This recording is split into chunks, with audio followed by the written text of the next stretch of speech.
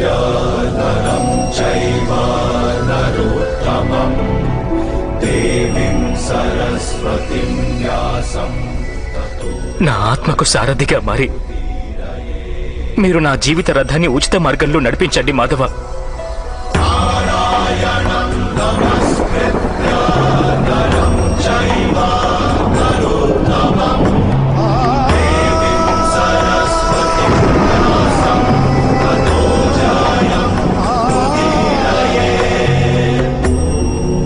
నేనేమి తెలుసుకుంటే నా దౌర్బల్యాన్ని వదిలిపెట్టగలనో చెప్పండి.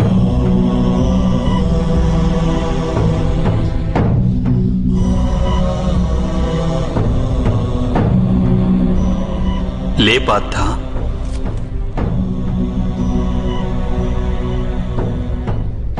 శ్రద్ధగా విను. జీవిత రహస్యాన్ని తెలుసుకో. లోకం యొక్క వాస్తవిక రూపాన్ని అర్థం చేసుకో.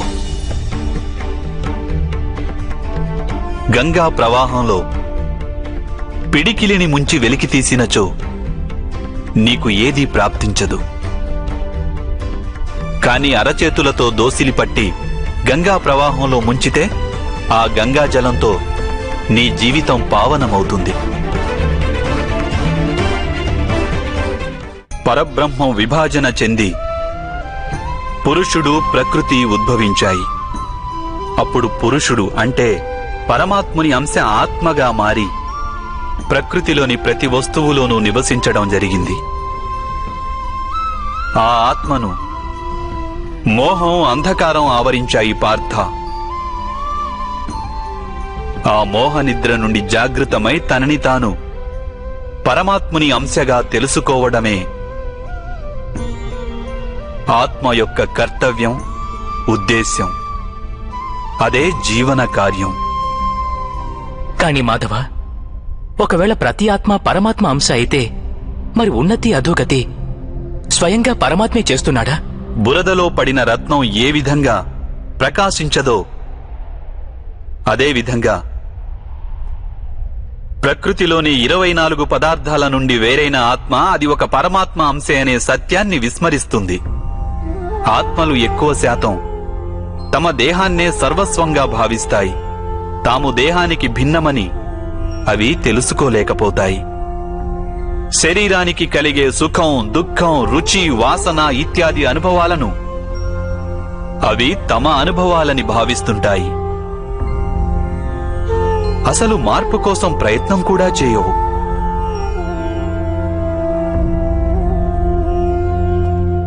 ఇలా మార్పు కోసం ప్రయత్నం కూడా చేయని ఆత్మలు నిరంతరం అధర్మం చేస్తూనే ఉంటాయి. వాటిని జాగృతం చేసేందుకు దండన విధించడం అనివార్యం.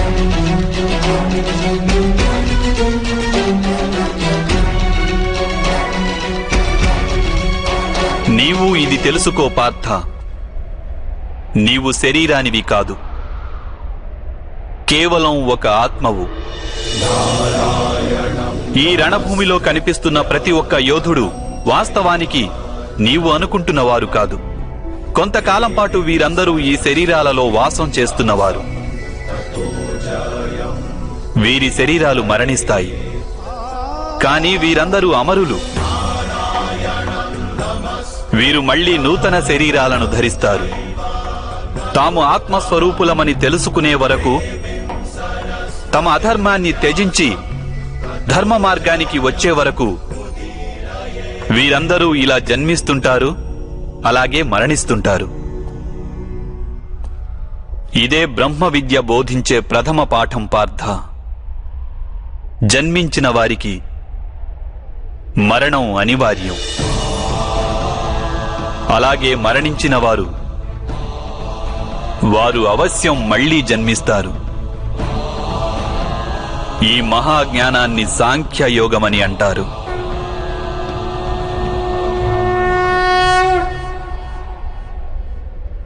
ధర్మం అధర్మం అంటే ఏమిటి మాధవ? ఏ మార్గాన్ని అనుసరించి మనిషి తాను ఆత్మస్వరూపుడనని గుర్తిస్తాడో, పరమాత్ముని అంశగా ఉద్భవించానని తాను తెలుసుకుంటాడో ఆ మార్గాన్నే ధర్మమని అంటారు.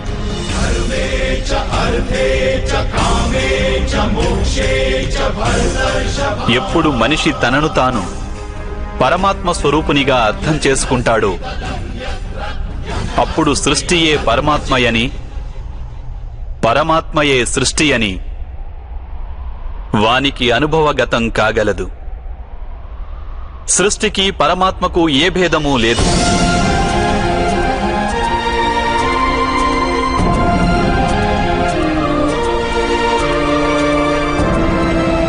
ఏ మనిషైతే ఇది తెలుసుకుంటాడో వాడు ఇతర మనుషులు, ప్రాణుల పట్ల నిర్దయ, కాఠిన్యం వహించడు. వానికి ఇది తెలుసు, జిహ్వను ఖండిస్తే బాధ కేవలం జిహ్వకే ఉండదు, దాని అనుభూతి శరీరమంతటికీ ఉంటుంది. అదేవిధంగా ఒక మనిషికి బాధ కలిగితే సమస్త లోకము ఆ బాధను అనుభవించి తీరుతుంది. ఈ లోకంలో ఏ ఒక్క మనిషి బాధను అనుభవిస్తున్నా ఈ ప్రపంచంలో ఏ ఒక్కరూ సంపూర్ణ సుఖాన్ని అనుభవించలేరు. కరుణతో నిండిన మనస్సు ఏ కార్యమైతే చేయాలనుకుంటుందో దానినే ధర్మమంటారు. అంటే అధర్మం అనేది అజ్ఞానానికి మారుపేరా? అయితే మరి అజ్ఞానుల పట్ల దయ చూపడం అవసరం కదా? దండించడంలో అర్థమేమిటి?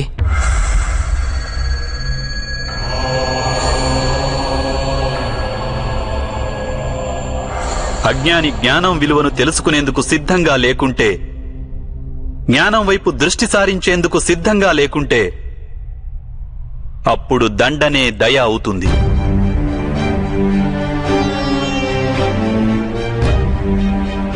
వాని పట్లనే కాదు, ఇతరుల పట్ల కూడా అవుతుంది.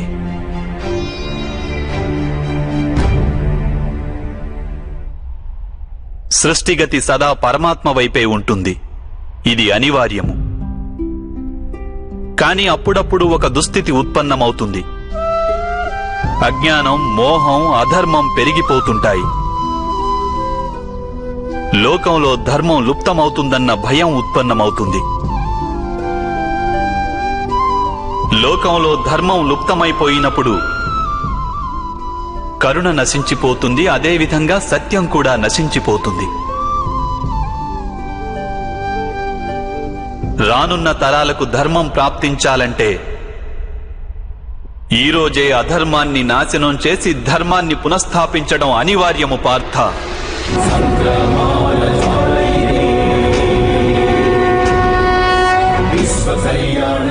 ఈ పరిస్థితి అటువంటిదే పార్థ. ఇక ధర్మ సంస్థాపన చేసే కర్తవ్యం కేవలం నీదే. కనుక దౌర్బల్యాన్ని త్యజించు. ఇకనైనా యుద్ధం చేసేందుకు సిద్ధంగా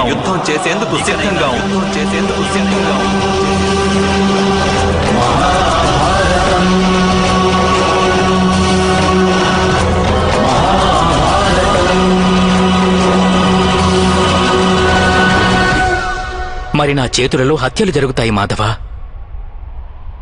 నా కారణంగా ఇంకొకరి ప్రాణాలు పోతే నాలో ఉన్న కరుణ నశించినట్లు కాదా మాధవ? అయినా ఒకవేళ ధర్మానికి ఆధారం కరుణ అయితే మరి నా ఆత్మకు కర్మబంధం ఏర్పడదా?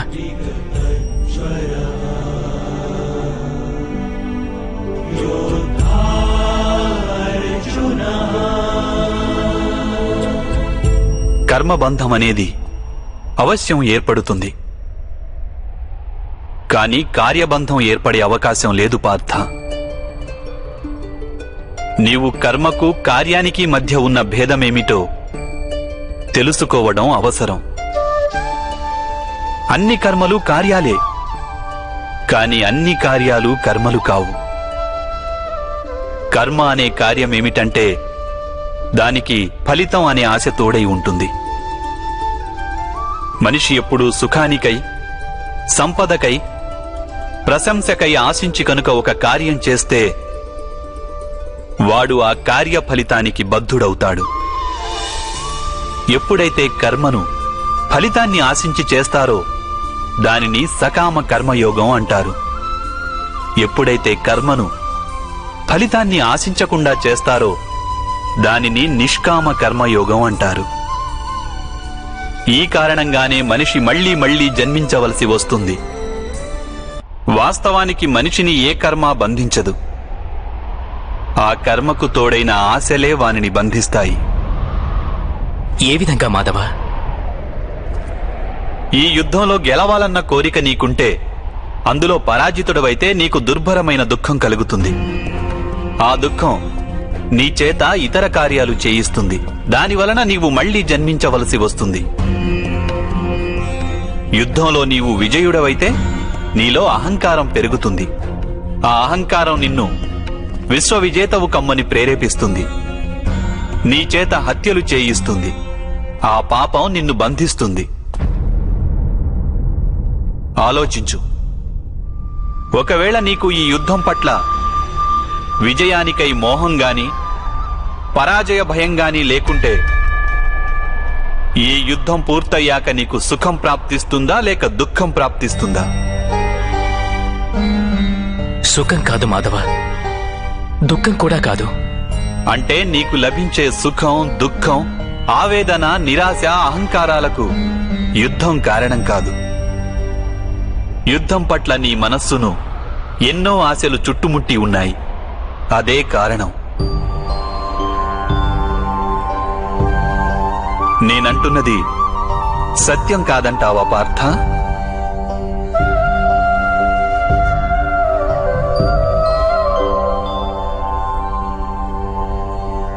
సుఖ దుఃఖే సమేకృత్వా లాభాలాభౌ జయాజయౌ తతో యుద్ధాయ యుజ్యస్వ నైవం పాప మవాప్స్యసి. అంటే సుఖదుఖాలను సమానంగా భావించి లాభం, హాని, జయాపజయాల గురించి ఆలోచించకుండా నీవు యుద్ధం చేస్తే కౌంతేయ, నీవప్పుడు పాపంలో భాగస్థుడవు కాబోవు. దీనినే కర్మయోగం అంటారు. కాని మాధవ, ఒకవేళ కార్యబంధం నిశ్చితమైతే లౌకిక జీవితాన్ని విడిచి సన్యాసం తీసుకోవడం ఉచితం కాదా? ఈ ఆలోచన పర్యవసానంగానే ఈ రోజున యుద్ధం జరుగుతోంది పార్థ.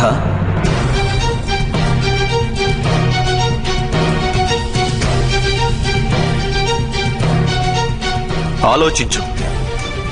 ఎప్పుడైతే సత్వగుణం కలిగి ధర్మాన్ని తెలుసుకున్న వారు కర్మలను త్యాగం చేస్తారో అప్పుడు అధర్మ మనస్కులైన వారే ఈ లోకంలో రాజ్యం చేస్తారు.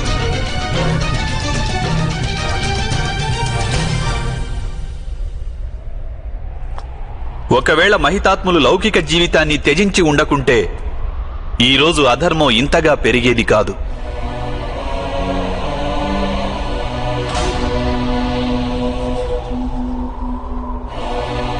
అలాగే మీ పితృదేవులు ఆనాడు సన్యసించి ఉండకుంటే ఈరోజు బావ యుధిష్ఠిరుడు సుఖంగా రాజ్యం చేస్తుండేవాడు.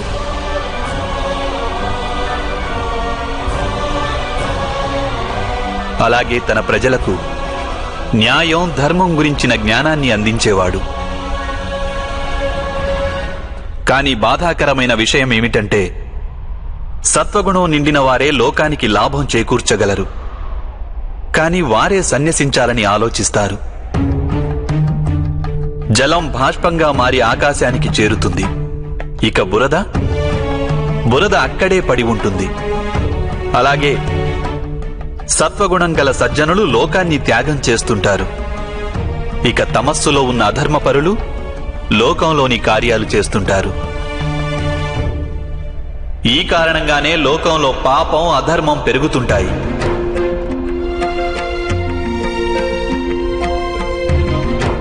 కానీ కర్మయోగి విచిత్ర స్థితి నుండి యావత్ లోకానికి రక్షణనిస్తుంటాడు.